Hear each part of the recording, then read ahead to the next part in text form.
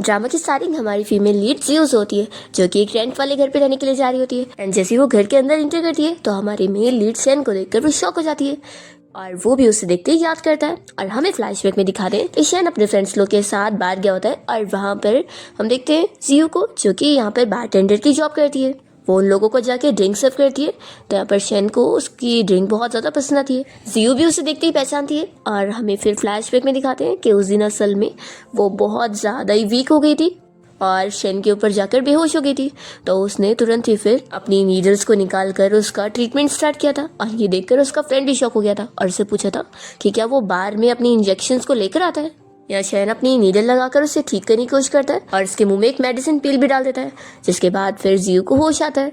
होश आते ही वो सोचने लगती है कि क्या मुझे हेलुसिनेशन हो रहा है, कि मेरे सामने कोई हैंडसम बंदा है। पर फिर वो जैसे ही उठ जाती है तो पिल्स और ये नीडल्स देख के डर जाती है और देखती है कि उसने उसके हाथ में नीडल्स डाल दिए। यहाँ पर उसका फ्रेंड बताने लगता है कि मेरे फ्रेंड ने तुम्हारी जान बचाया है। तो वो कहती है कि इसको जान बचाना कहते हैं। वो जल्दी से साइड में जाती है और पुलिस को कॉल करके तुरंत ही उन्हें बताने लग जाती है कि बार में कोई 2 बंदे जिन्होंने मुझे नीडल चुबा दिए और उन्होंने कोई मुझे अजीब सी पिल दे दी है। मुझे डर लग रहा है कि इन लोगों का इरादा सही नहीं है। सुनते के साथ ही यहाँ पर शेन का फ्रेंड उसे चिल्लाने लगता है कि तुम ये क्या बकवास कर रही हो, एक तो हमने तुम्हारी जान बचाया और तुम क्या बोल रही हो। तो फिर वो कहती है कि अच्छा, अगर तुम लोगों ने कुछ किया नहीं है तो तुम लोग डर क्यों रहे हो। यहाँ पर वो दोनों बेचारे कह भी रहे होते हैं कि उससे मिसअंडरस्टैंडिंग हुई है, पर जियो तो नहीं सुनती और फिर यहाँ पर पुलिस आ जाती है, जिसके बाद फिर ये लोगों को पुलिस स्टेशन जाना पड़ता है। फिर पुलिस स्टेशन जाने के बाद पुलिस ऑफिसर सारी इन्वेस्टिगेशन करने के बाद जियो को इस बारे में बताते हैं कि उसने जो उसे पिल दिया है वो तो असल में मेडिसिनल पिल थी और उन लोगों ने उसके साथ कुछ गलत नहीं बल्कि उसे ठीक करे। अब फिर यहाँ बाहर आने के बाद शेन का फ्रेंड तो बहुत ज़्यादा गुस्सा होता है कि तुम पागल हो, तुमने हमारा टाइम भी वेस्ट कर दी। तो जियो तो बस उसे सॉरी कहती है। फिर यहाँ पर वो शेन को जाने से रोकती है और कहती है कि क्या तुम मुझे एक फेवर कर सकते हो। एक्चुअली ना मेरे पास सारे पैसे ख़त्म हो गए, तो क्या तुम मुझे 100 युआन उधार पे दे सकते हो। देखो फिक्र मत करो, मैं तुम्हारे पैसे रिटर्न कर दूंगी। तो शेन तुरंत ही अपने फ़ोन के कवर को खोलता है और पीछे से उसे 100 युआन की नोट निकाल कर दे देता है। जियो कहती है कि लाओ मुझे अपना नंबर दे दो ताकि मैं ये पैसे रिटर्न कर सकूँ। तो फिर वो नंबर तो नहीं दे रहा होता है, तो ये जल्दी से पेपर पे उसे लिख कर दे देती है कि वो 100 युआन उसे वापस करेगी और अपना नंबर भी लिख के वो दे देती है। फिर शेन जब यहाँ अपनी कार में आके बैठता है तो वो तो जियो का ये नोट पढ़ के स्माइल कर रहा होता है और इस पेपर को वो अच्छे से अपने मोबाइल के कवर के पीछे डाल लेता है। फिर कुछ दिन हो जाते हैं और हमें पता लगता है कि जियो की जॉब चली गई है।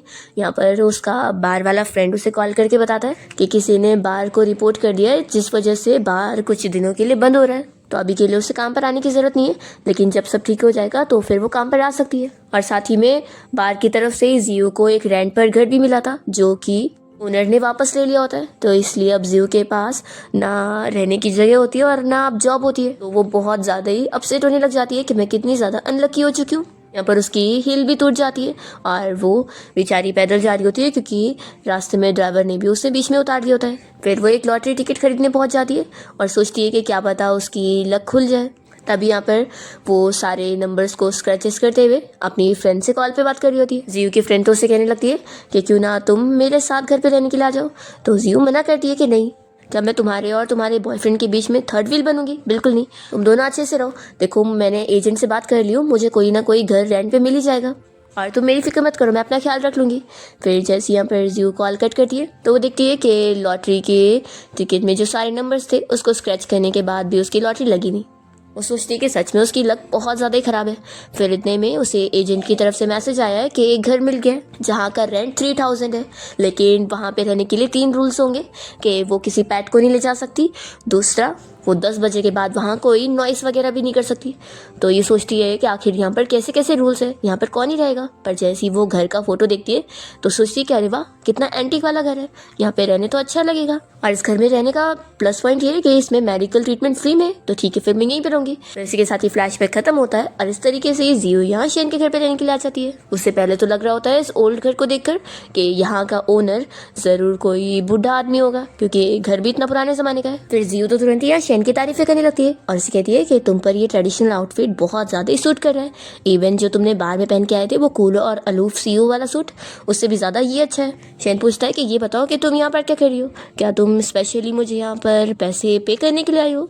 तो फिर वो कहती है कि नहीं, एक्चुअली मैं यहाँ पर घर के लिए आई हूँ। शेन बताता है कि ये घर असल में मेरा है, तो तुम जाकर कोई और जगह ढूंढ लो रहने के लिए। तो जियो तो बहुत ज़्यादा खुश हो जाती है और सोचती है कि अरे वाह, ये घर इस हैंडसम लड़की का है। इसका मतलब है कि अगर मैं यहाँ पे रहूँगी तो इस हैंडसम लड़के के साथ एक ही घर में रहने वाली हूँ, फिर तो मैं मेंटली और फिजिकली दोनों यहाँ पे रहूँगी। इतने में शेन तो यहाँ दरवाज़ा बंद करने लग जाता है, तो जियो जल्दी से बीच में घुसने की कोशिश करती है और कहती है कि तुम्हें नहीं लगता कि ये किस्मत है? ऐसा बोलते हुए जल्दी से दरवाज़ा खोल देती है और कहती है कि देखो, उस दिन जो बार में हुआ था, मैं मानती हूँ कि उस दिन मेरी गलती थी और मैंने तो तुमसे माफ़ी भी मांग ली थी ना, तो प्लीज़ अब मेरे खिलाफ ग्रज मत होल्ड करो और मुझे रहने के लिए दे दो। देखो मैं कितनी ज़्यादा भूखी हूँ और पता है मैं इतना सारा लगेज लेकर कितने दूर से बस पैदल चल के आई हूँ, तो बस मुझ पर थोड़ा सा तरस खा लो।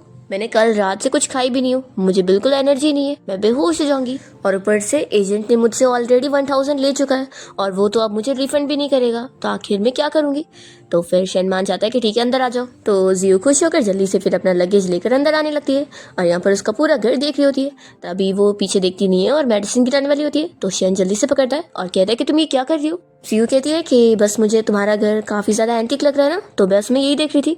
ऐसा लग रहा है कि जैसे मैं कोई पुराने ज़माने में चली गई हूँ। और फिर वो उसके ये मेडिसिनल हर्ब्स टच करने लग जाती है और कहती है कि इसकी टेस्ट तो बिल्कुल वैसी लग रही है जैसा कि मैं वाइन बनाती हूँ। शेन ये चीज़ क्लियर करता है कि ये मेडिसिनल हर्ब्स है, तो इन्हें हाथ मत लगाओ, नहीं तो फिर इनका इफेक्ट तुम पर हो सकता है।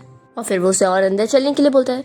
तब यहाँ पर जियो तो सीढ़ी पे गिर जाती है और बेचारी फिर एम्बेरस फील कर रही होती है, तो शेन यहाँ पर उसे अपना हाथ देता है उसे उठाने के लिए, तो वो तो खुश हो जाती है और बड़े स्टाइल मारते हुए उसे अपना हाथ दे रही होती है। पर यहाँ पर फिर शेन तो उसका बस बैग उठाने में हेल्प करता है और वो खुद अंदर जाती है। शेन अपने घर पे रहने के लिए उसे कुछ रूल्स वाले पेपर देता है ताकि वो इस कॉन्ट्रैक्ट पे साइन करे, तभी वो रह सकती है। वो कुछ रूल्स उसे बताने भी लग जाता है कि वो 10 बजे के बाद यहाँ पर कोई आवाज़ें नहीं कर सकती और दूसरा, वो किसी स्ट्रेंजर को अननेसेसरीली यहाँ पर नहीं लेकर आ सकती है। तो फिर वो कहती है कि ठीक है, बहुत हो गया, तुम्हारे रूल्स तो बिल्कुल मेरी ग्रैंडमा की तरह बहुत सारे लंबे चौड़े हैं। वो पूछती है कि वैसे ये बताओ कि अब मैं यहाँ पे रहूँगी तो तुम्हारे क्लिनिक में क्या मुझे लाइन कट करके आगे आकर तुमसे ट्रीटमेंट करवाने का मौका मिलेगा और डिस्काउंट भी मिलेगा, जैसे मैं कभी भी बीमार होंगी तो फिर वो कहता है कि बिल्कुल नहीं, मेरी क्लिनिक में सिर्फ लोग अपनी बड़ी बीमारियाँ ठीक करवाने के लिए आते हैं और तुम बस किराएदार हो, इसलिए तुम्हें ये सब ट्रीटमेंट नहीं मिलने वाला है। तो जियो सुनकर अपने कान बंद करी होती है और तभी यहाँ पर शेन तो कह देता है कि अब तुमने सारे रूल्स याद कर लियो तो फिर साइन कर देना। फिर जियो तो तुरंत ही साइन कर देती है और लिपस्टिक से अपना फिंगरप्रिंट भी लगा देती है और कहती है कि अब हमारी डील कंप्लीट हुई। यहाँ पर फिर शेन अपने असिस्टेंट को बुलाता है और उसे कह देता है कि जियो को उसका रूम दिखा दो। फिर शेन यहाँ पर खाना बनाने के बाद टेबल पे सर्व कर रहा होता है और इतने में जियो आकर उसे देखकर खुश होने लग जाती है कि वो तो शेफ वाले लुक में भी इतना अच्छा लग रहा है। तभी यहाँ पर शेन उसे कहता है कि देखना हो गया हो तो यहाँ पर आ जाओ। जियो से कहती है कि मैं तुम्हें थोड़ी ना देख रही थी, मैं तो बस खाने की डिशेस को देख रही थी। फिर वो उसके लिए भी सूप निकाल कर देने लगता है और कहता है कि ये लो पी लो। जियो कहती है कि नहीं, आखिर मैं तुम लोगों का खाना कैसे खा सकती हूँ? तो फिर वो कहता है कि ठीक है, नहीं खाना पीना तो मत खाओ पियो। वो जल्दी से ले लेती है, कहती है कि नहीं तुम दे रहे हो तो मैं ज़रूर खाऊंगी। और फिर वो जल्दी से बैठ जाती है खाने के लिए और फिर वो तो खाना टेस्ट करती है, उसकी तारीफें करने लगती है कि उसने सब कुछ इतना अच्छा बनाया है, खास करके सूप तो और भी ज़्यादा अच्छा। कहती है कि तुम्हें तो अपनी मेन जॉब को ही यही रखना चाहिए था, तुम तो इतने अच्छे शेफ हो। वो पूछती है कि वैसे बता सकते हो कि तुमने सूप में क्या क्या ऐड करो? तो फिर वो सारे इंग्रेडिएंट्स बता रहा होता है। फिर जियो कहती है कि क्या तुम मुझे वीचैट पे भी ऐड कर सकते हो, ताकि फिर मुझे जब भी तुमसे सूप बनाने के लिए कुछ क्वेश्चन करना हो तो मुझे तुमसे बात करने के लिए किचन में ना आना पड़े, मैं डायरेक्टली पूछ सकूँ। तो फिर वो उसे अपना वीचैट दे देता है। जियो तो बहुत ज़्यादा हैप्पी हो जाती है और यहाँ पर शेन का असिस्टेंट भी शेन की तारीफें करने लगता है कि मेरे मास्टर की स्किल्स बहुत ज़्यादा ही अच्छी है। जियो कहती है कि डॉक्टर शेन ये बताओ कि तुम तो लोगों की बीमारियाँ ठीक करने में भी अच्छे हो और साथ ही में कुकिंग में भी, तो जो लड़की फ्यूचर में तुमसे शादी करेगी वो कितनी ज़्यादा लकी होगी ना, जो उसे तुम जैसा ट्रेजर मिल जाएगा। तो क्यों ना मैं लाइन में सबसे पहले लग जाऊँ। तो फिर वो कहता है कि खाने पे फोकस करो, बातों में नहीं। जियो देख रही होती है कि वो अपनी तारीफ सुनकर कितना ब्लश कर रहा है, उसके कान भी रेड हो चुके हैं। तो फिर वो तो ये देखकर स्माइल कर रही होती है। इसके बाद हम देखते हैं कि जियो बहुत ही अच्छे से तैयार होकर कहीं पार्टी में जाने के लिए निकल रही होती है एंड तभी वो आगे देखती नहीं है और शेन से टकरा जाती है। शेन उससे पूछता है कि क्या हुआ, तुम कहाँ पे जा रही हो? तो फिर वो कहती है कि मैं बाहर जा रही हूँ, मेरा फ्रेंड्स के साथ पार्टी का प्लान है। शेन कहता है कि टाइम देखियो कितना हो रहा है? तो फिर वो कहती है कि 9:59। तो शेन बताता है कि तुमने कॉन्ट्रैक्ट का रूल तो पढ़ी होगी ना, मैंने उसमें लिखा हो कि तुम 10 बजे के बाद कहीं बाहर नहीं जा सकती हो। तो जियो कहती है कि डॉक्टर शैन, आखिर आपके ये बूढ़ों वाले रूल्स मैं नहीं फॉलो कर सकती हूँ, और वैसे भी मैं बाहर जा रही हूँ तो इसमें आपको क्या प्रॉब्लम हो रही है, मैं थोड़ी ना आपको परेशान करूँगी। तो फिर शैन उसे समझा देता है कि अगर तुम ऐसे देर रात आना जाना करोगी तो मेरा रेस्ट टाइम खराब होगा, और वैसे भी कॉन्ट्रैक्ट पर तुमने साइन करी हो तो उसका लीगल इफेक्ट शुरू हो गया, तो तुम्हें रूल्स मानने पड़ेंगे। और फिर ऐसे बोलकर वो मेन डोर को बंद कर देता है ताकि यहाँ से वो जा ना पाए। और फिर यहाँ पर शैन अपना एक शांति भरी म्यूजिक प्ले करके अपना चाय पीना एंजॉय करने जा रहा होता है, पर जियो बहुत ज़्यादा गुस्सा हो जाती है कि आखिर फिर ये क्या है। फिर वो एक पार्टी वाला सॉन्ग प्ले कर देती है और उसके बाद उसके सामने नाचने लग जाती है। वो ध्यान नहीं दे रहा होता है, तो फिर ये जल्दी से सोफा पे चढ़ जाती है और उसके ऊपर भी डांस करी होती है। फिर बेचारे को इतना डिस्टर्ब फील हो रहा होता है और उसकी चाय भी पूरा उसके ऊपर गिरती जाती है और वो कैसे कैसे पीता है। फिर वो तंग आकर यहाँ पर जियो को उठाकर सीधा उसके रूम में लेके जाता है और कहता है कि अब तुम सो जाओ, और देखो जो तुमने सोफा पे डांस कर करके मेरे जो कपड़े गीले करवाई हो ना, अब इसे भी तुम्हें ही साफ करना पड़ेगा। ऐसा बोलकर वो उसके रूम से बाहर चले जाता है। फिर जियो रात में अपना मोबाइल यूज़ करते हुए मज़े में यहाँ पर चिप्स खा रही होती है, पर तभी अचानक से लाइट चली जाती है। फिर इसे डर लग रहा होता है क्योंकि बाहर बहुत बारिश हो रही होती है और बिजली की भी ज़ोर ज़ोर से आवाज़ें आ रही होती है। तो ये डर के मारे जल्दी से अपना ब्लैंकेट उठाकर शैन के रूम के बाहर तक पहुंच जाती है और ज़ोर ज़ोर से नॉक करके उसे दरवाज़ा खोलने बोल रही होती है। शैन यहाँ पर अपना बुक पढ़ रहा होता है, पर फिर वो जल्दी से जाके दरवाज़ा खोलता है। जियो उसे बताने लगती है कि लाइट चली गई है और मेरे रूम में पूरा अंधेरा हो चुका है, और बाहर बिजली की आवाज़ सुनकर मुझे बहुत ज़्यादा ही डर लग रही है, मैं अकेले नहीं रह पाऊँगी, तो क्या तुम मुझे आज रात के लिए अपने रूम में रहने दोगे? प्लीज़ प्लीज़, देखो मना मत करना, मैं सोफ़ा पर ही सो जाऊंगी और तुम्हें डिस्टर्ब भी नहीं करूंगी, बस आज रात के लिए मुझे यहीं पे रहने दे दो। ऐसा बोलकर वो जल्दी से रूम में घुस जाती है और सोफ़ा पे जाके बैठती है। फिर यहाँ शैन भी अपने बेड पर आके बैठता है और फिर वो वापस अपना बुक पढ़ना कंटिन्यू करता है। तभी वो पूछने लगती है कि तुम आखिर कौन सी बुक पढ़ रहे हो? वो कहता है कि मेडिसिन की। तो फिर कहती है कि क्या तुम इतना मेडिसिन की बुक पढ़ने के बाद बोर नहीं होते हो? और वैसे बहुत सारे उसे क्वेश्चंस वगैरह करने लग जाती है। शैन परेशान हो जाता है और कहता है कि तुम मुझे शांति से बुक पढ़ने दोगी? तो फिर जियो चुप हो जाती है और वो सोफ़ा पे लेट के सो जाती है।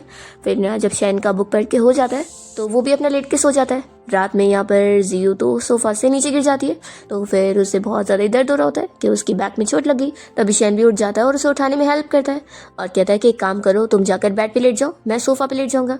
तो फिर कहती है कि नहीं नहीं, मैं ज़मीन में ही लेट जाऊँगी। तो फिर वो कहता है कि नहीं, मैं बोल रहा हूँ ना।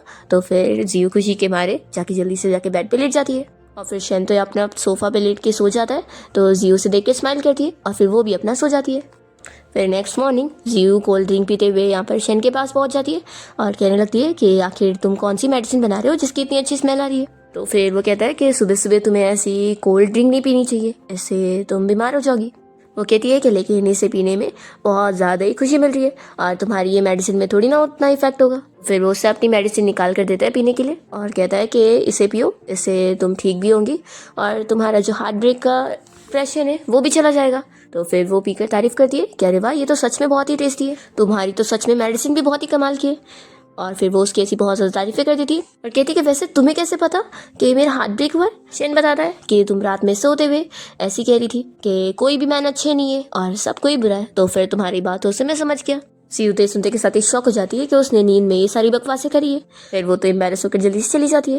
फिर नेक्स्ट सीन में हम देखते हैं कि जब वो मजे में यहाँ सो रही होती है तो शैन उसके रूम के बाहर नॉक कर रहा होता है। जियो की नींद खराब होती है और वो जाके दरवाजा खोल कर कहती है कि क्या हुआ है। फिर उसे देखकर वो खुश जाती है और जल्दी से अपने बाल ठीक करती है। शैन उससे पूछता है कि तुम मुझे ये बताओगी कि तुमने मेरे किचन में कौन सा परफॉर्मेंस दिखाई हो। फिर फ्लैशबैक में दिखाते हैं कि शैन तो किचन का हाल देखने के बाद बहुत ज़्यादा शॉक हो गया होता है। जियो से कहती है कि सॉरी, असल में कल रात में मैं क्लीन करना भूल गई थी। शैन कहता है कि ठीक है, अब तुम्हारे पास 10 मिनट का टाइम है, जल्दी से जाकर क्लीन करो, नहीं तो फिर दोबारा तुम्हें मेरा किचन यूज़ करने का मौका नहीं मिलेगा। ऐसा बोल के वो चला जाता है। फिर जियो तो बहुत ज़्यादा गुस्सा होती है और वो जल्दी से रेडी होकर फिर किचन में पहुँचती है और सोचती है कि इतना भी गंदा नहीं है। फिर वो क्लीन करना स्टार्ट कर देती है। फिर वो किचन क्लीन करने के बाद फिर जो उसने रूल पेपर को कॉपी करने के लिए बोला था वो भी कॉपी करने के लिए बैठ जाती है और लिख लिख कर थक जाती है कि पूरे 10 बार कॉपी करने का पनिशमेंट दिया है, सच में मैं तो पागल ही हो जाऊंगी। और वो लिख लिख के थक जाती है तो फिर वो सोचती है कि इंटरनेट पर कुछ इजी ट्रिक ढूंढती हूँ। अभी उसका फ़ोन नीचे गिर जाता है और शैन आकर देख लेता है कि वो कोई ट्रिक ढूंढना चाहती है। अभी जियो तुरंत ही हाथ दुखने का बहाना कर रही होती है, तो फिर वो उसका हाथ दबाने लग जाता है और उसे कह देता है कि अभी भी तुम्हें 5 टाइम और कंप्लीट करना है। ये कहकर वो चला जाता है। फिर नेक्स्ट सीन में हम देखते हैं कि शैन यहाँ पर अपने क्लिनिक में सारे पेशेंट का चेकअप कर रहा होता है। तभी इतने में जियो यहाँ पहुँच जाती है और उसे देखकर सोचने लगती है कि वो तो काम करते वक्त और ज़्यादा हैंडसम लगता है। फिर वो जाकर उसे कोई इस तरीके का वाटर दे रही होती है। तो फिर शेन पूछता है कि तुमने इसमें क्या मिलाई हो, तो फिर वो बताती है और कहती है कि ये किडनीज के लिए बहुत अच्छा होता है। पेशेंट्स लोग भी ये सुनकर स्माइल कर रहे होते हैं। और फिर यहाँ पर शेन उसे पूछता है कि तुम ये बताओ कि तुमने रूल्स को कॉपी करी कि नहीं। तो फिर ये कहती है कि क्या सच में मुझे पूरा कॉपी करना पड़ेगा। उसे कह देता है कि कॉपी तो तुम्हें करना ही पड़ेगा, क्योंकि कल सुबह तक मुझे पूरा कंप्लीट चाहिए। और हाँ, तुमने मास्क क्यों नहीं पहनी, तुम्हें दिख नहीं रहा है यहाँ पर कितने सारे पेशेंट आए हुए, और अगर तुम इन्फेक्टेड हो जाओगी तो फिर। वो तुरंत ही उसे मास्क पहनने के लिए देता है और कहता है कि अगली बार अगर तुमने मास्क नहीं पहनी ना तो फिर तुम्हें 20 बार कॉपी करना पड़ेगा। तो कहती कि ठीक है, मैं समझ गई, मुझे पता है कि डॉक्टर शेन आप मेरी बहुत ज़्यादा केयर करते हो। और फिर ऐसे बोलते ही यहाँ पर शेन तो बहुत ही ब्लश करने लग जाता है और उसके कान फिर से रेड हो जाते हैं। और यहाँ सारे पेशेंट भी ये सुनकर हंसने लगते हैं और फिर जियो तो यहाँ से चली जाती है। फिर नेक्स्ट सीन में हम देखते हैं कि शेन का असिस्टेंट यहाँ घर पे कोई मेडिसिन ढूंढ रहा होता है और वो जियो को आवाज़ देकर पूछता है कि सिस्टर जियो, क्या आपने यहाँ पर कोई मेडिसिन देखी हो। तो फिर वो कहती है कि नहीं, तो मैंने यहाँ पर कोई मेडिसिन नहीं देखी। तो फिर ये बताता है कि वो मेडिसिन असल में ऐसी दिखती है और उसका फोटो भी दिखाता है। तो जियो शॉक हो जाती है और कहने लगती है कि जब मैं क्लीनिंग कर रही थी तो मैंने उन मेडिसिन को गलती से वेस्ट समझकर जाकर डस्टबिन में डाल दी। इसलिए ये सुनने के बाद शॉक हो जाता है और उसे बताने लगता है कि वो कितनी कीमती मेडिसिन थी और वो शेन ने कितने दूर से ढूंढ के लाया था माउंटेन से, और वो उसे सुखाकर अब्रॉड भेजने वाला था प्रोफेसर जो को, क्योंकि वो उस पर रिसर्च करने वाले।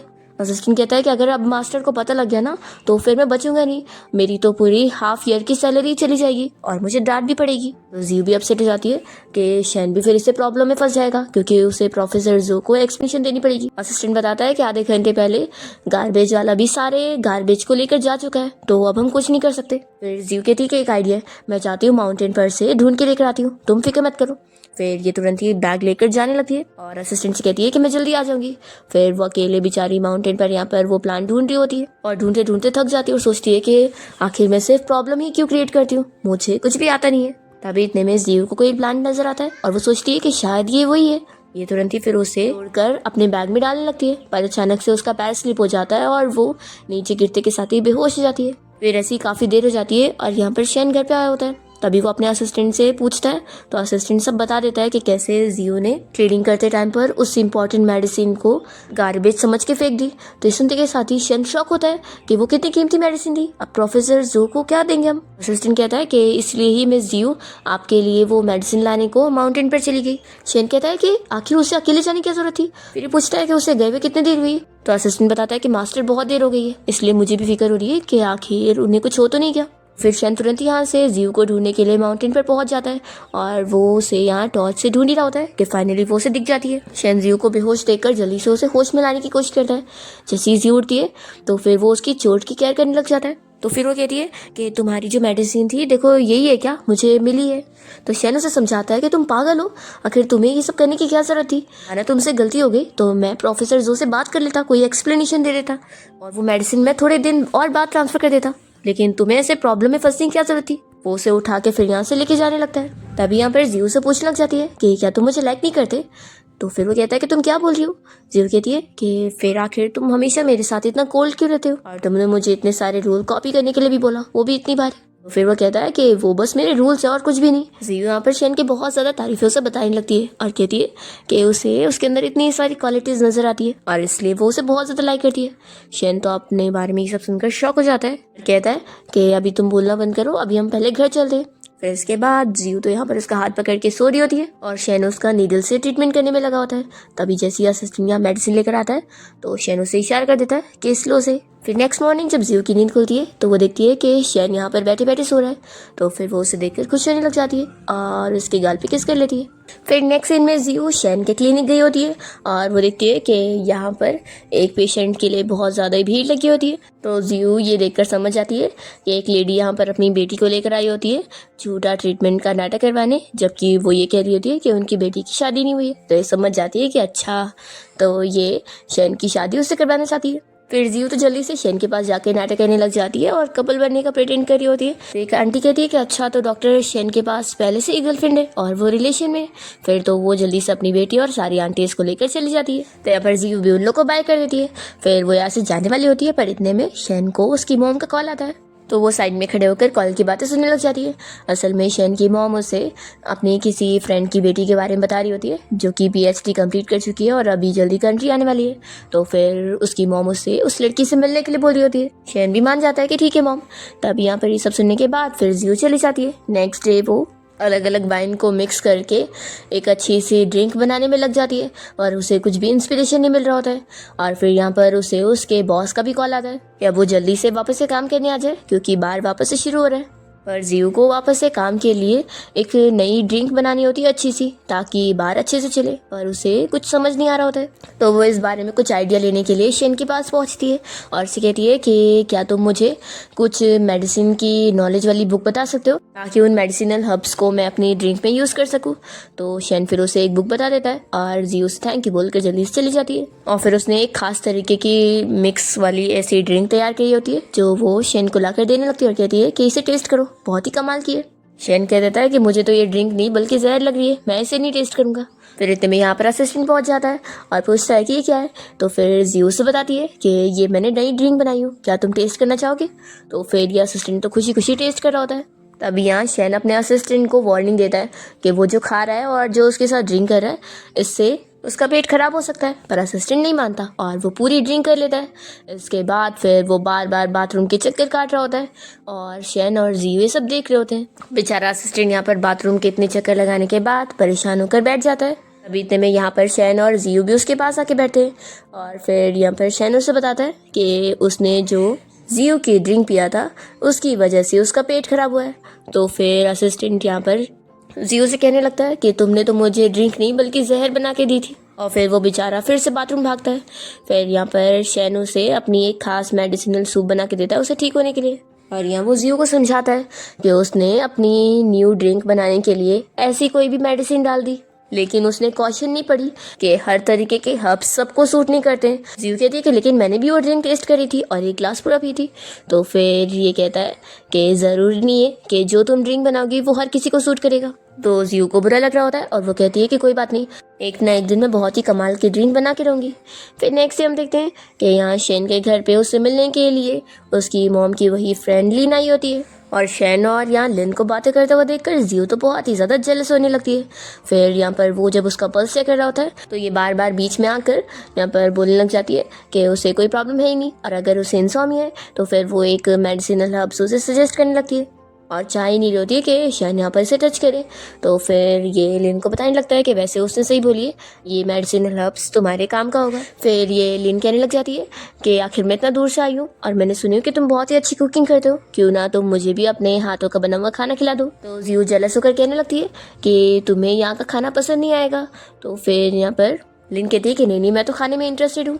शेन कहता है कि ठीक है फिर मैं बनाता हूँ, और वो बनाने चला जाता है। फिर लोग जब खाने के लिए बैठते हैं तो जियो बार बार इस लिन का ही खाना चूज कर रही होती है और उसे खाने नहीं दे रही होती है। फिर शेन यहाँ पर कहने लगता है कि सिर्फ खाना ही क्या खा रहे हो, लो सूप भी पियो। फिर वो जैसे एक कटोरा सूप निकालता है तो यहाँ पर जियो भी उसे देख रही होती है कि वो किसे देगा, उसे या फिर इसे। असिस्टेंट बीच में सूप ले लेता है कि लाओ मास्टर मैं टेस्ट करता हूँ। तो फिर यहाँ पर शेन फिर दोनों लड़कियों के बीच में घुसने के बजाय अपने स्टूडेंट को ही खिलाने लग जाता है। और फिर खाना खाने के बाद लिन और शेन यहाँ पर मेडिसिनल हर्ब्स देखने के लिए गए होते हैं और दोनों काफ़ी सारी बातें कर रहे होते हैं। तो ये सब देखकर जियो को बहुत ज़्यादा गुस्सा आ जाती है और वो लिन के जाने के बाद शेन को यहाँ पर बातें सुनाने लगती है कि क्या हुआ, लगता है मैं तुम लोगों के बीच में आ रही होंगी ना, और तुम्हें उस लिन के साथ और घूमना होगा। और वो इसे ताने वगैरह देकर चली जाती है। तो शेन सोच में पड़ जाता है कि आखिर ये इतनी गुस्सा क्यों हो गई, इसे तो कुछ समझ ही नहीं आ रहा कि वो बेचारी तो कितनी ज़्यादा जेलस हो चुकी है। फिर नेक्स्ट डे शेन रात में टाइम देखते हुए जियो का इंतजार कर रहा होता है और सोचता है कि अभी तक वो घर क्यों नहीं आई, उसका फ़ोन भी नहीं लग रहा होता है। तो फिर परेशान होने लग जाता है। फिर जब जियो घर भी आती है तो वो शेन से कुछ बात नहीं करती और सीधा अपने रूम में चली जाती है। फिर ये बेचारा तो और परेशान हो जाता है। और नेक्स्ट डे फिर वो अपने तीनों मास्टर को घर बुलाता है जो कि उसका चेकअप करते हैं और समझ जाते हैं कि उसे जो बीमारी हुई है ना वो मेडिसिन से तो नहीं ठीक हो सकती, कि उन्हें फील हो जाता है कि वो पक्का किसी के प्यार में पड़ गया, इसलिए ना ठीक से सो रहा है ना रेस्ट कर रहा है। असिस्टेंट ये सब सुन रहा होता है और वो जियो को कॉल करके बताने लगता है कि मेरे मास्टर बीमार हो चुके और उनके मास्टर तक ने कह दिए कि वो मेडिसिन से ठीक नहीं होंगे, तो मुझे तो लगता है कि तुम ही ठीक कर सकती हो। जियो कहती है कि रहने दो, मेरी ड्रिंक पे के वैसे भी वो बीमार हो जाता है, लेकिन हाँ उसे बोल देना अगर वो मेरी ड्रिंक पीना चाहे तो यहाँ मुझसे मिलने बार में आ सकता है, अब मैं यहीं पर ही काम करूँगी। फिर नेक्स्ट डे हम देखते हैं कि शैन यहाँ जियो से मिलने के लिए बार में पहुंच जाता है। वो उसे देखकर यहाँ पे रूडली बात करती है और उससे फिर ड्रिंक सर्व करती है और बारी बारी एक नहीं बल्कि वो 3-3 ड्रिंक उसे पिला देती है और शैन तो उसके लिए पी भी जाता है और फिर उसे पूछता है कि ये बताओ कि आखिर तुम मुझे अवॉइड क्यों कर रही हो। तो जियो से बताती है कि मैं तुम्हें अवॉइड नहीं कर रही हूँ, मैं तो उल्टा तुम्हारे और उस लड़की लिन के लिए रास्ते बना रही हूँ ताकि मैं तुम लोग के बीच में ना हूँ। तुम्हें तो बड़ी पसंद होगी ना और तुम चाहते होंगे कि मैं तुम्हारा और उसका टाइम खराब ना करूँ। तो शैन तुरंत ही सीयू को क्लियर करता है कि मेरा और उस लड़की के साथ कुछ कनेक्शन नहीं है और देखो मेरे पास तो उसका नंबर तक नहीं है, मैं तो बस उस दिन इसलिए उससे मिल रहा था क्योंकि वो मेरी मॉम की फ्रेंड है और कुछ भी नहीं। जीयू खुश हो जाती है और कहती है कि यानी तुम मुझे एक्सप्लेन कर रहे हो। वो टेबल के ऊपर बैठते हुए यहाँ पर शैन का फेस पकड़ के उससे अपने से क्लोज करती है। तो फिर शैन तो तुरंत ही उसे किस करने लग जाता है। ये दोनों यहाँ पैशनेटली किस में लगे होते हैं और तभी इतने में यहाँ पर जियू का एक्स बॉयफ्रेंड हाँ ना कर उन दोनों को ऐसे देख लेता है। इसके बाद जब जियू और शैन साथ में घर आते हैं तो वो लोग यहाँ पर भी किस करे जा रहे होते हैं। तभी इतने में असिस्टेंट की नींद खुल जाती है और वो बाहर आकर इन दोनों को ऐसे साथ देखकर शॉक होता है। जैसे यहाँ पर शैन इसे देखता है तो वो जल्दी से जियू से दूर होता है और जियू भी फिर अलग अलग बहाने करने लग जाती है और दोनों इधर से उधर भाग रहे होते हैं। असिस्टेंट समझ जाता है कि आखिर इन दोनों को इतना छुपने की क्या जरूरत है, मुझे सब समझ आ रहा है। फिर यहाँ पर शैन और जियू साथ नाइट स्पेंड करते हैं और नेक्स्ट मॉर्निंग होती जियू तो शैन को देखकर खुशी हो रही होती है और उसे टच करने लग जाती है। तभी वो तो जाग जाता है। फिर दोनों यहाँ पर फिर रोमांस कर रहे होते हैं और शैन कहता है कि ठीक है तुम अपना और लेटे रहो, मैं तुम्हारे लिए अच्छा सा ब्रेकफास्ट रेडी करता हूँ और इस बोलकर वो जियू को किस करके चले जाता है। फिर नेक्स्ट डे शैन और जियू साथ में फिश को खाना खिला रहे होते हैं। तभी इतने में असिस्टेंट आता है और बताने लगता है कि बाहर जियू से मिलने के लिए कोई आया हुआ है। तो फिर जियू शैन से कहती है कि मैं भी आती हूँ। फिर वो बाहर आकर हान को देखती है और कहती है कि तुम यहाँ पर क्या कर रहे हो। हान कह रहा होता है कि पता है जब मैं अब्रॉड से वापस आया तो मैं सिर्फ तुम्हें ही देखना चाहता था। फिर शैन यहाँ जियू को देखने के लिए गेट पर आकर खड़ा हो जाता है और इन लोगों की बातें सुनने लगता है। जियू तो अपने इस एक्स बॉयफ्रेंड हान को कह देती है कि 3 महीने से उसने उसे बिल्कुल भी कॉन्टेक्ट नहीं किया और उसे वो छोड़कर अब्रॉड चला गया था, तो इस तरीके से उनका रिलेशनशिप ऑलरेडी खत्म हो चुका है। तो फिर हान बता रहा होता है कि उसकी फैमिली में कैसे प्रॉब्लम आ गई थी और उसे अपनी कंपनी को हैंडल करने के लिए अब्रॉड जाना ही पड़ा, उसके पास कोई और ऑप्शन नहीं था। तो कहती है कि ये सब बहाने ना तुम अपने पास ही रखो क्योंकि अब मुझे सुनने भी नहीं है, हमारे बीच में अब कुछ भी नहीं है और जो था वो अब पास्ट है। तो भी हान कह रहा होता है कि प्लीज़ मुझे तुमसे बात करनी है, तो क्या तुम मुझे एक मौका दो ना, मैं बस तुमसे सारी चीज़ें क्लियर करना चाहता हूँ और तुम्हें खाने की ट्रीट देना चाहता हूँ। जियू तो नहीं मानती होती है और तभी इतने में वो देखती है कि शैन ये सब सुनने के बाद गुस्से में चला गया। फिर हान के इतना मनाने पर वो मान जाती है कि ठीक है, तो वो उसे रात में डिनर के लिए इन्वाइट कर देता है। इसके बाद जैसे ही वो अंदर आती है तो शैन के पास बैठती है। शैन उससे पूछता है कि क्या वो तुम्हारा फ्रेंड था। तो जियू बताती है कि हाँ ऐसी कुछ, और वो शैन से पूछती है कि क्या तुमने सारी बातें सुन ली है। तो शैन कहता है कि हाँ, और वो पूछता है कि क्या तुम मुझे रेस्टोरेंट का एड्रेस बता सकती हो ताकि फिर मैं तुम्हें पिक करने पहुंच जाऊंगा। जियू मान जाती है और वो खुशी खुशी तुरंत ही उसे एड्रेस सेंड कर देती है। फिर जियू अपने एक्स बॉयफ्रेंड हान से मिलने के लिए रेस्टोरेंट में पहुंच जाती है। तभी उसने यहाँ पर उसकी सारी पसंद का ही खाना ऑर्डर किया होता है। तो जियू उसे चीज़ बताती है कि अब उसे ये सब पसंद नहीं, अब वो लाइट फूड खाती है। तो फिर वो कहता है कि तुम इतनी ज़्यादा बदल कैसे गई। जियू से चीज़ क्लियर करती है कि हम मेन बात करते हैं, मैं बहुत ज़्यादा बिजी हूँ, मेरे पास इतना टाइम नहीं है। तो फिर वो उसे मनाने लग जाता है, सॉरी कह रहा होता है कि उसकी कंपनी की प्रॉब्लम की वजह से वो अचानक से छोड़कर चला गया था और उसने उसे बिल्कुल भी कांटेक्ट भी नहीं किया, लेकिन वो माफ़ी मांगते हुए उसे वापस से डेट करने के लिए बोल रहा होता है। पर यहाँ पर जियू उसे मना कर देती है। तो फिर वो उसे कहता है कि आखिर तुम मान क्यों नहीं दियो, देखो हम दोनों की फैमिलीज भी यही चाहती है कि हम दोनों एक हो जाए। तो ये कहती है कि मैं वो टाइप की पर्सन नहीं हूँ जो कंपनी के लिए अपनी खुशियों को कुर्बान कर दूंगी। और फिर वो इसे रिजेक्ट करके उसे बाय बोलकर चली जाती है। जब वो यहाँ रेस्टोरेंट के मेन गेट तक पहुँचती है तो देखती है कि यहाँ पर शैन पहले से उसका इंतजार कर रहा होता है। वो जल्दी से उसके पास जाती है और दोनों साथ में फिर यहाँ से निकल रहे होते हैं और बस हान इन लोग को खड़ा देखता रह जाता है। फिर जब दोनों कार से जा रहे होते हैं तो शैन जेलसी के मारे कुछ बोल ही नहीं रहा होता है। तो यहाँ पर फिर जियू से बताने लगती है कि असल में वो मेरा एक्स बॉयफ्रेंड था और हम दोनों का रिश्ता कोई इतना भी ज़्यादा फॉर्मल नहीं था। तो कहता है कि अच्छा। तो कहती है कि अरे गुस्सा मत हो, देखो मैं तुम्हें बता रही हूँ ना, हमारी बीच का रिलेशन सिर्फ हमारी फैमिली की वजह से स्टार्ट हुआ था और फैमिली की वजह से ही हमारा ये रिश्ता तय था, नहीं तो हम लोग तो कभी डेट भी नहीं करते। और पता है जो हमारी इंटरेक्शंस भी होती थी ना वो एल्डर्स की वजह से होती थी, नहीं तो हम लोग तो कभी एक दूसरे से मिलते भी नहीं। शैन गुस्सा होता है और अभी भी नहीं मान रहा होता है। तो वो कहती है कि मुझे पता है कि तुम इतना ज़्यादा गुस्सा हो गए हो। उससे मनाने लगती है कि अरे गुस्सा मत हो, देखो मैं बता रही हूँ ना कि अब मैं दोबारा उससे कभी नहीं मिलूंगी और उल्टा उससे अवॉइड भी करूंगी। मैं आपसे प्रॉमिस करती हूँ कि मैं आपसे पूरा उससे 100 मीटर दूर रहूँगी। तो फिर शैन यहाँ गुस्से में उसे कहने लगता है कि तुम मेरी गर्लफ्रेंड हो, इसलिए तुम्हें उस अकेले में मिलने नहीं जाना चाहिए। तो फिर कहती कि ठीक है, आपसे कभी नहीं जाऊँगी। फिर शेन का गुस्सा शांत हो जाता है तो जियो बहुत ज़्यादा खुश होती है और कहती है कि तुम कितने ज़्यादा क्यूट लग रहे हो। फिर दोनों ही किस करते हैं और यहाँ पर जियो डिसाइड करती है कि चलो कल हम लोग डेट पर चलेंगे। तो शेन भी मान जाता है। फिर नेक्स्ट डे दोनों डेट पर माउंटेन हाइकिंग के लिए गए होते हैं। जियो कहती है कि तुमने सच में मुझे यहाँ पर लेकर आए हो माउंटेन क्लाइंब करने के लिए। तो फिर वो कहता है कि तुम तो कह रही थी ना कि डेट पर चलना है। तो फिर जियो शर्ट लगाने लगती है कि चलो हम लोग कंपटीशन करते हैं कि कौन सबसे पहले ऊपर चढ़ेगा। शेन काउंटिंग करने जा रहा होता है पर यहाँ पर जियो जल्दी से उसे किस करती है और भाग लेती है। तो फिर वो कहता है कि तो चीटिंग है और फिर वो भी उसके साथ भागता है। फिर दोनों चल चल के थक जाते हैं और यहाँ पर जियो एक जगह बैठ जाती है तो शैन उसे फिर पानी देता है। जियो कहती है कि जगह कितनी अच्छी है तो मेरी कुछ फ़ोटोज़ लो। फिर यहाँ पर शैन इतना नज़दीक से फ़ोटोज़ ले रहा होता है कि वो जियो को बिल्कुल पसंद नहीं आते। वो कहती है कि देखो तुमने मेरी कितने अगली फ़ोटोज़ ले लियो, क्या मैं रियल में ऐसी दिखती हूँ। तो वो कहता है कि मेरी नज़रों में तो तुम ऐसी दिखती हो। जियो गुस्सा आने लग जाती है और कहती है कि देखो मैं इसमें कितनी बड़ी दिख रही हूँ, माउंटेन से भी ज़्यादा बड़ी तो मैं ही दिख रही हूँ। फिर वो अपनी और शैन की यहाँ पर सेल्फीज़ वगैरह लेती है और उसे स्माइल करने के लिए भी बोलती है और ऐसे लोग बहुत ही इंजॉय करते हैं। फिर लोग ऊपर एक ब्रिज के पास पहुंचते हैं जहाँ पर विश मांगा जाता है। तो यहाँ पर जियो जोर से चिल्लाकर विश मांगती है कि वो शेन से कभी अलग नहीं होना चाहती।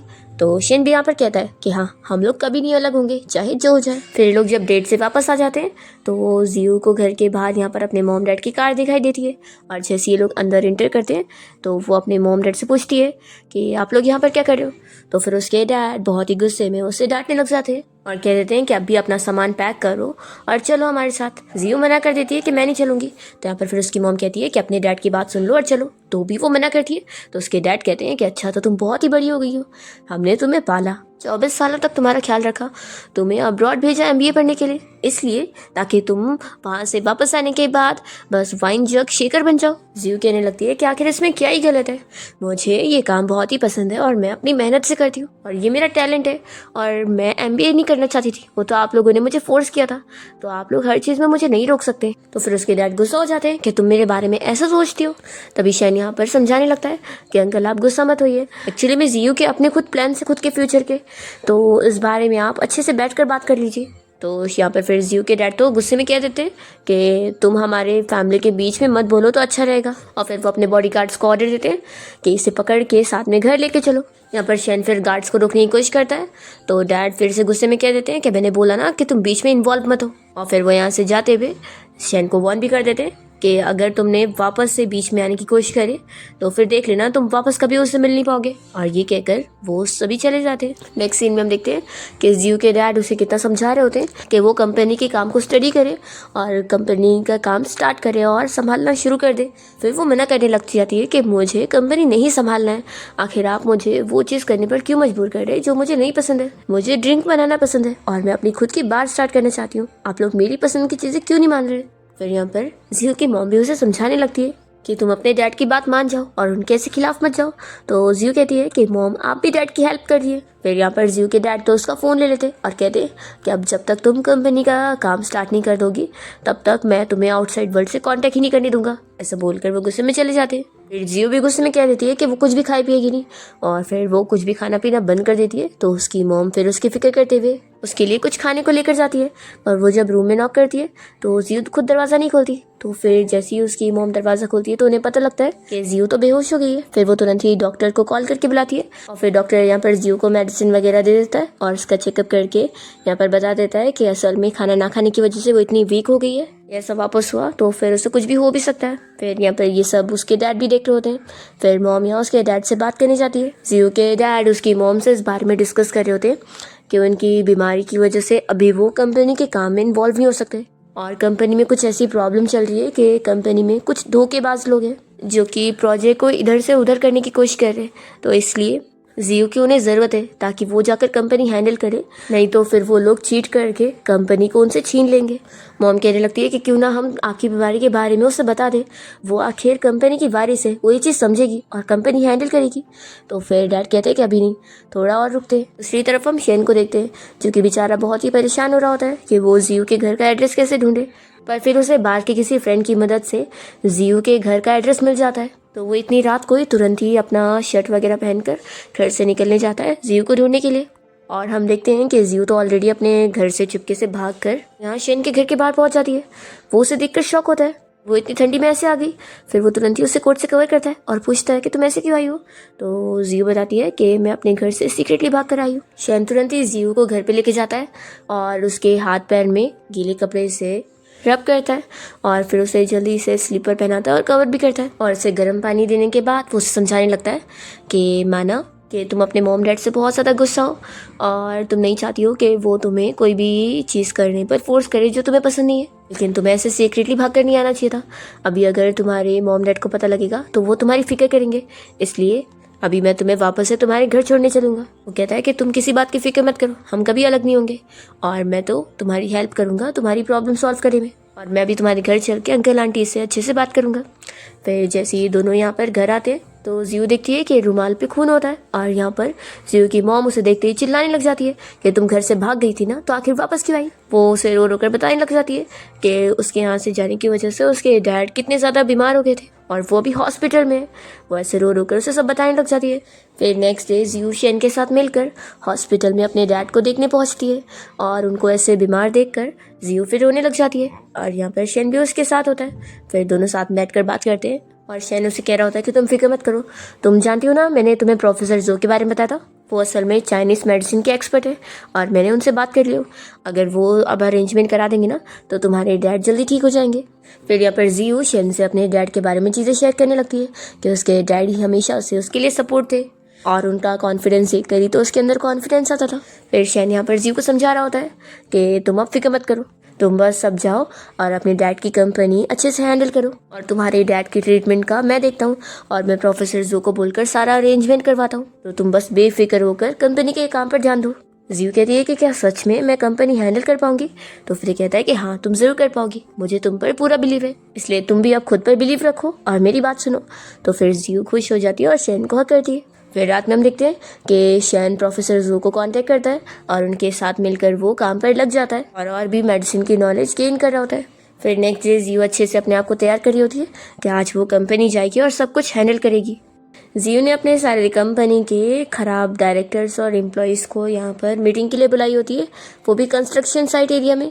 तो वो लोग काफ़ी शौक होते हैं कि माना कि वो अपने डैड की जगह कंपनी हैंडल करने जा रही है, लेकिन वो ऐसे उनकी बेइज्जती कैसे कर सकती है। जियो यहाँ पर इन सारे एम्प्लॉयज़ की गलतियाँ उन्हें बता देती है कि उन लोगों ने कंपनी के प्रोजेक्ट्स में कितनी सारी गड़बड़ी और फ्रॉड्स करे। उनकी गलती गिनाने के साथ साथ वो उन्हें ये भी बताती है कि उसने आज ये मीटिंग को यहाँ पर इसलिए रखी ताकि वो लोग हमेशा याद रखें कि उनकी कंपनी इतनी बड़ी हो गई है तो क्या हुआ, स्टार्टिंग तो उनकी यहाँ से थी, तो वो लोग आखिर उसके डैड के साथ ऐसे चीट कैसे कर सकते हैं।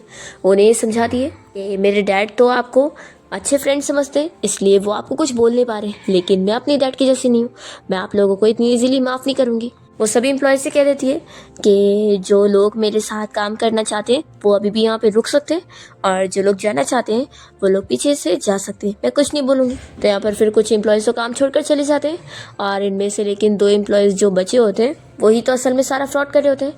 तो जियो ने ऐसे छोड़ती नहीं बल्कि तुरंत ही पुलिस को कॉल कर देती है। तो फिर वो लोग तो शॉक हो जाते हैं।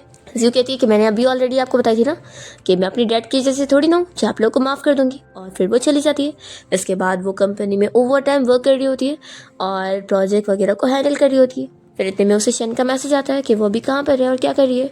तो फिर वो बताती है कि अभी तो वो कंपनी में ही है क्योंकि उसे अभी काफ़ी काम करना है, तो आज रात वो यहीं पर रुकेगी।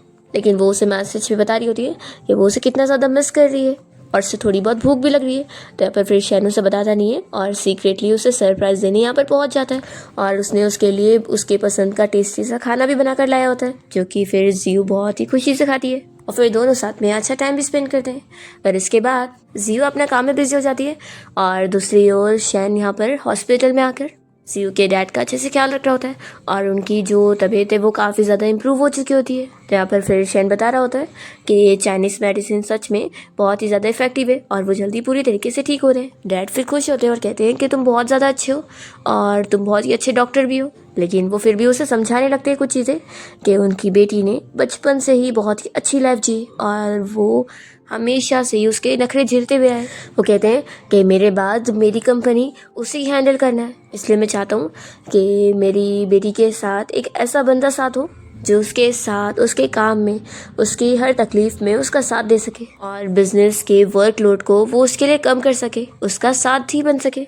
इस वजह से मैं तुम दोनों के रिश्ते के लिए अप्रूव नहीं कर सकता हूँ, क्योंकि मुझे मेरी बेटी के लिए एक अच्छा पार्टनर चाहिए, एक अच्छा बिजनेस पार्टनर भी। तुम बहुत ही अच्छे हो, लेकिन तुम्हारी और उसकी दुनिया बिल्कुल ही अलग है और तुम्हारे करियर के रास्ते भी बिल्कुल डिफरेंट है, इसलिए तुम लोग साथ नहीं हो सकते हो। इसलिए यहाँ पर जियो के डैड शैन को इस बारे में समझा रहे होते हैं कि तुम मेरे लिए प्लीज़ मेरी बेटी का साथ छोड़ दो, उसके लिए और तुम्हारे लिए यही बेहतर है। शैन इस बात से काफ़ी अपसेट होता है, पर फिर वो जियो के डैड के लिए उनकी ये बात मान जाता है। फिर नेक्स्ट सीन में हम देखते हैं कि जियो अपना काम से फ्री होने के बाद शैन के साथ वॉक करते हुए डेट पर गई होती है और यहाँ पर वो उसे बता रही होती है कि मेरी मॉम ने मुझे बताई कि तुम कुछ दिन पहले प्रोफेसर जो के साथ मेरे डैड से मिलने गए थे। यहाँ पर जियो तो बस उसके डैड के बारे में सोच रहा होता है, जो उन्होंने उससे कहा था कि दोनों की वर्ल्ड्स काफ़ी डिफरेंट है, इसलिए दोनों की फ्यूचर करियर का भी रास्ता अलग अलग होगा। तो अपनी बेटी के साथ वो एक ऐसे पार्टनर को देखना चाहते हैं जो उसकी रिस्पॉन्सिबिलिटी में उसकी हेल्प करे। शैन इसी बारे में सोच में लगा होता है, तो फिर जियो से पूछने लगती है कि ये बताओ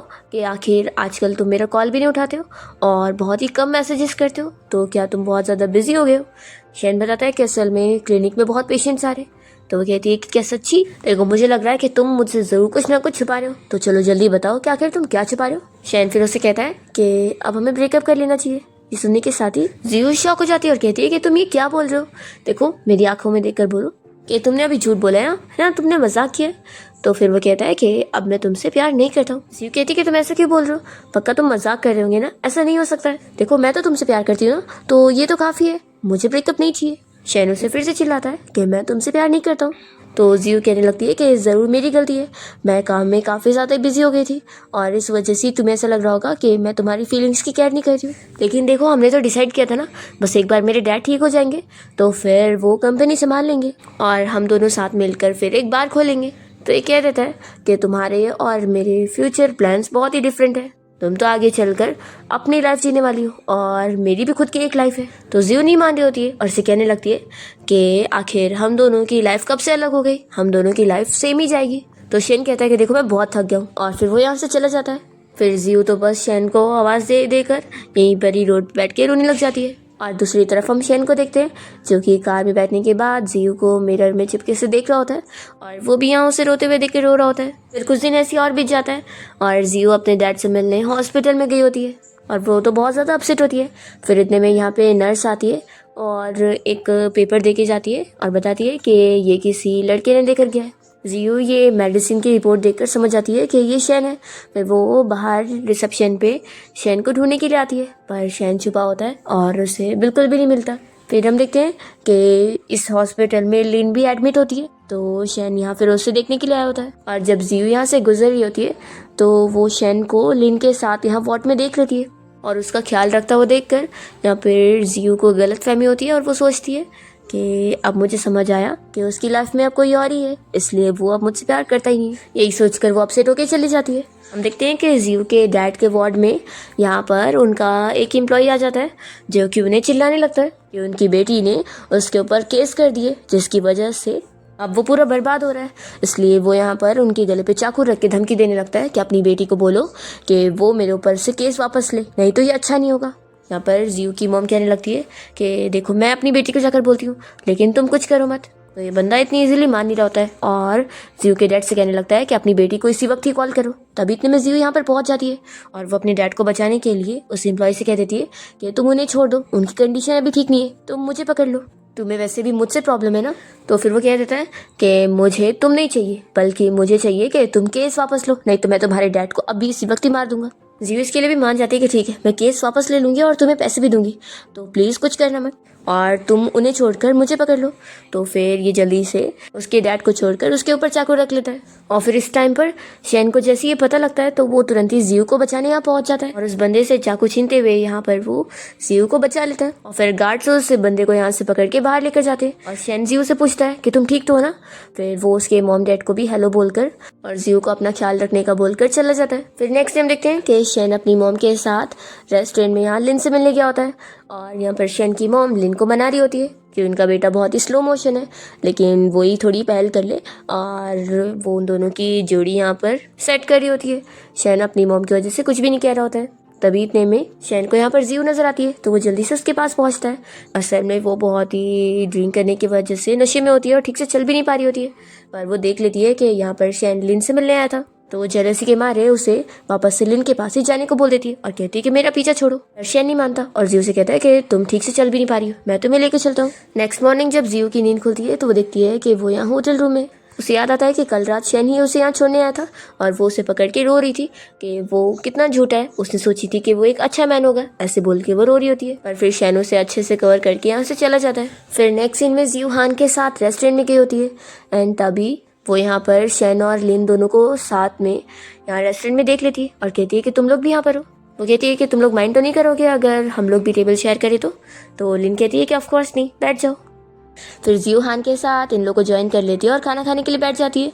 और फिर वो बातों बातों में लिन से पूछती है कि बताओ आखिर तुम दोनों कब शादी करने वाले। तो फिर इस बारे में शैन और लिन कुछ भी नहीं बोलते और फिर यहाँ पर जियो तो बस बहुत ही जेलस हो रही होती है और वो खाना भी नहीं खाती बल्कि बहुत ज़्यादा ड्रिंक करके यहाँ से इन लोगों को कहती है कि मेरा हो गया और वो अपना चली जाती है। तो शैन भी उसकी केयर करने के लिए उसके पीछे आता है। तो यहाँ पर बस लिन और हान बचते हैं और दोनों आपस में डिस्कस करते हैं कि हम दोनों के पार्टनर्स हमें छोड़कर चले गए। शैन तुरंत यहाँ पर जियो के पास बैठ जाता है और उससे पूछता है कि तुम्हें क्या हुआ है, क्या तुम्हें कहीं पेन हो रहा है। जियो से चिल्लाती है कि तुम आखिर उस लिन को डेट कर रहे हो तो बार बार मेरे पीछे क्यों पड़ गए हो। शैन उससे पूछने लगता है कि जो मेडिसिन वाला टी बैग मैंने तुम्हें दिया था क्या वो तुम अभी भी पी रही हो। जियो से समझा देती है कि हमारा ऑलरेडी ब्रेकअप हो चुका है। तो डॉक्टर शैन में उम्मीद करती हूँ कि तुम मुझसे डिस्टेंस मेंटेन करके रखोगे, नहीं तो तुम्हारी गर्लफ्रेंड को गलतफहमी हो जाएगी। और वो यहाँ से चली जाती है और फिर शैन तो बस उसे देखता रह जाता है और उसे रोक भी नहीं पाता। नेक्स्ट सीन में हम देखते हैं कि जियो यहाँ अपने डैड के लिए सूप बना कर लेकर आती है और बताती है कि अब उसके डैड अभी हॉस्पिटल से डिस्चार्ज हो गया है ना, तो उन्हें अभी सिंपल खाना खाना चाहिए। तभी फिर वो भी अपने डैड के साथ मिलकर फ़ोटोज़ देखने लगती है और कहती है कि ये तो वही फ़ोटो है ना जब मैं 5 साल की थी और आपने न्यू कंपनी स्टार्ट की थी। तो फिर उसके डैड भी उससे बचपन की चीज़ों के बारे में बात कर रहे होते हैं और कहते हैं कि वैसे अब वो बड़ी हो चुकी है। वो बताते हैं कि मैंने सोचा था कि तुम बड़ी होने के बाद कंपनी हैंडल करना शुरू कर दोगी और फिर तुम इस काबिल हो जाओगी कि जब मैं यहाँ नहीं भी रहूँगा तो तुम कंपनी संभाल लोगी। ये सब बोलते हुए उसके डैड उसकी तारीफ करने लगते हैं कि वो सच में कंपनी को बहुत ही अच्छे से हैंडल कर रही है, जितना उन्होंने सोचा था उससे भी ज़्यादा अच्छे से। वो कहते हैं कि अभी जो कुछ दिन पहले हॉस्पिटल में हुआ था उस बारे में याद करके मैं अभी भी बहुत ज़्यादा शॉक हो जाता हूँ और मुझे इस बात की खुशी है कि उस दिन अच्छा हुआ डॉक्टर शैन टाइम पर आ गए थे और उनकी वजह से तुम बच पाई हो। तो मैंने एक्सपेक्ट नहीं किया था कि वो सच में इतना ज़्यादा अच्छा होगा और अब मुझे समझ आ रहा है कि मैं गलत था और मैंने अपने पुराने आइडियाज़ से तुम दोनों के रिश्ते के बारे में डाउट किया था कि तुम लोग का रिश्ता आगे नहीं चलेगा। जियो अपने डैड को बताती है कि डैड अब हमारा ब्रेकअप हो चुका है। तो फिर उसके डैड बताते हैं कि असल में तुमसे अलग होने के लिए मैंने उसे बोला था और मैंने ही उसे कुछ दिन पहले मिलने के लिए बुलाया था और उसे ये सारी चीज़ें समझाया था। मुझे इस बात का डर था कि तुम दोनों ज़्यादा दिन तक साथ नहीं रह पाओगे क्योंकि तुम्हारी लाइफ और उसकी लाइफ में काफ़ी डिफरेंस है और वो तो एक चाइनीज़ मेडिसिन डॉक्टर है तो उसके आसपास तो हर दिन बस पेशेंट्स होते होंगे। तो मैंने सोचा था कि उसके साथ रहकर तुम बहुत ही बोर हो जाओगी और वो तुम्हारे लिए परफेक्ट पार्टनर नहीं होगा। तो यहाँ पर फिर जियो अपने डैड को बताने लगती है कि शैन कितना ज़्यादा अच्छा है और वो ही हमेशा उसे हर चीज़ में समझता है और उसका इतना ख्याल भी रखता है।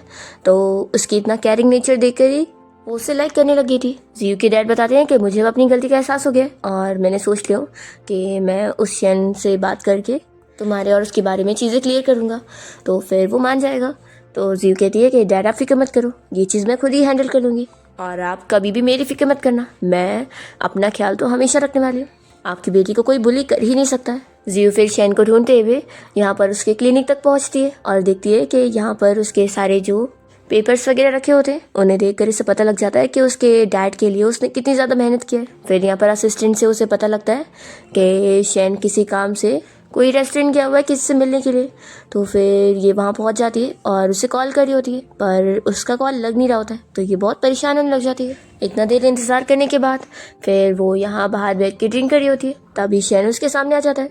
जियो तो फिर उसे देखते के साथ ही रोने लग जाती है और उसे पूछती है कि क्या वो सच में उसे प्यार करता ही नहीं है और वो लिन को लाइक करने लग गया, इस वजह से उसने छोड़ा था और उससे ब्रेकअप किया था या इस वजह से जो उसके डैड ने उसे बोला था। वो कहती है कि देखो बस तुम मुझे जवाब दे दो कि तुम मुझे लाइक नहीं करते, फिर मैं तुम्हारी लाइफ से हमेशा हमेशा के लिए चली जाऊंगी और तुम्हें दोबारा कभी परेशान नहीं करूंगी।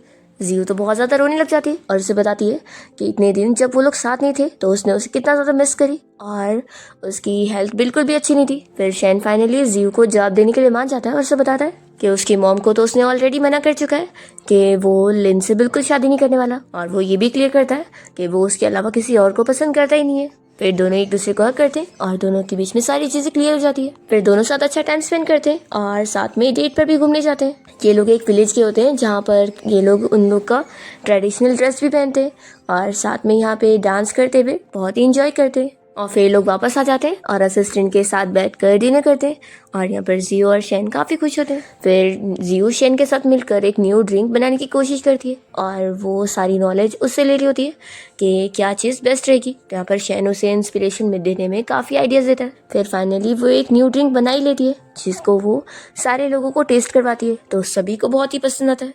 और फिर शेन की मदद से जियो और वो दोनों एक न्यू बार स्टार्ट कर लेते हैं और इस तरीके से जियो अपनी इस हॉबी को अपने मेन करियर के तौर पे स्टार्ट कर देती है और उसका ये बार बहुत ज़्यादा ही चल रहा होता है। यहाँ पर बहुत पब्लिक आ रहे होते हैं। यहाँ पर फिर शेन भी आया होता है और वो जियो को काम करते हुए देखकर आवाज़ देता है और कहता है कि हम शादी कर लेते हैं। जियो कहती है कि मुझे सुनाई नहीं दिया, ज़ोर से बोलो। तो फिर शेन तो खड़ा होकर इतना ज़ोर से कहता है कि सारे लोग यहाँ पर सुन लेते हैं। जियो तो बहुत ज्यादा खुश हो जाती है और फिर शेन यहाँ जियो के सामने आकर तुरंत ही उसे रिंग निकाल कर दिखाने लगता है और उसे प्रपोज कर देता है। तो यहाँ पर सारे लोग उन लोग को चीयर कर रहे होते हैं, तो जियो तुरंत ही हाँ बोल देती है और इसी के साथ इस ड्रामा की हैप्पी एंडिंग हो जाती है।